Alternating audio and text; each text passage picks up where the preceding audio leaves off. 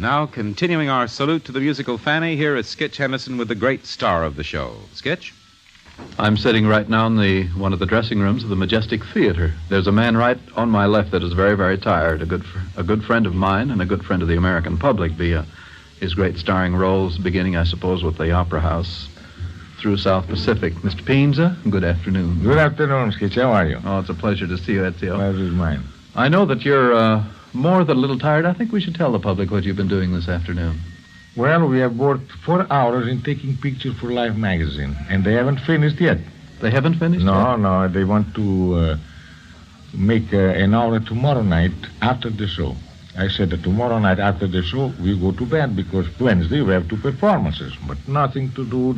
Well, you know, this is the life of the theater. Nothing ever changes through the years. Never. Ezio, do you miss the Opera House? Well, I must tell you the truth.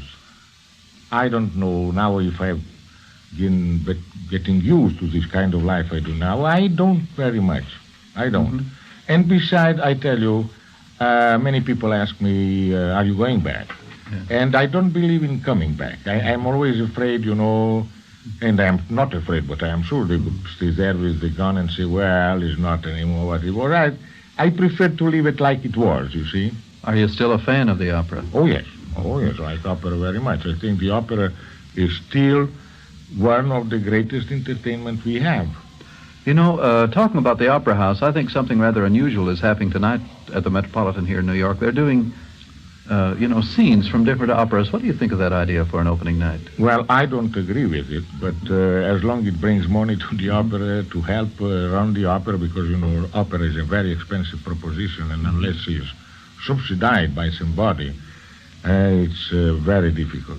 But do you honestly think that helps the opera? You say if it brings money, and do you think it does bring money? Maybe it does this night, but... I don't know. I mean, the management must have found out that this is the way to do it. I don't know. I would prefer to make less money and to do it more artistically, that's all. Have you ever heard of this being done before? No, I have heard this being done before, but in a special occasion, like they call it opera party, you know, opera benefit, something like that. Mm-hmm. I have never assisted in an opening which is done with different acts of different operas. But this is the new trend, you know.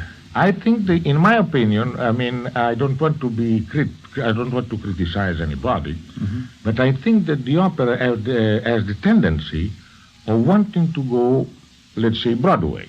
I see, yeah. And I was born a kind of a purist, you know. Yeah. I like things done in the right way, in the way they should be done, and I don't agree, suppose, in modernizing opera that have been written 100 years ago or 200 years ago. I think they should stay as they were.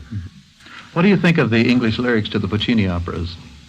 Well, I don't think the lyrics that were put at the Bohème at the Metropolitan were very good. Mm-hmm. I don't think they were good.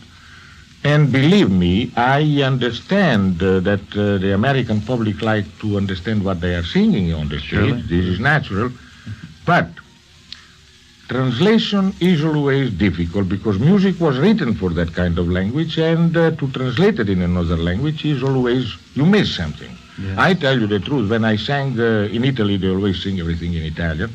And I sang Meister Singers in Italian the first time. Yes, with Toscanini alla Scala in 1922.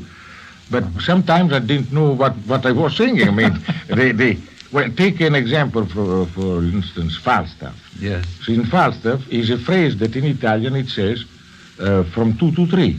Yes. See? Uh-huh. But in the English language you cannot say dalle due alle tre, they have to say from 11 to 2, you see, instead of 2 to 3, from 11, I mean, it doesn't make a great difference as long as the lower C is lady.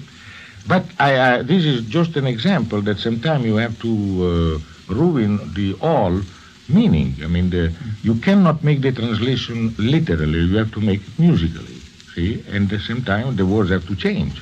As long as we're talking about comparisons in music, that being in the operatic field, how about a comparison, or would you care to make a comparison at all between South Pacific and Fanny? Well, the two stories are completely different, and the character I am playing is completely different. By the way, I like very much this character of Cesar. I love the warmth of Cesar. Yeah, because I tell you, the first time I saw the picture called Fanny, Yes. and I saw this the great Remy acting the part of Cesar, I said to Logan, I said, you know what? That's my father.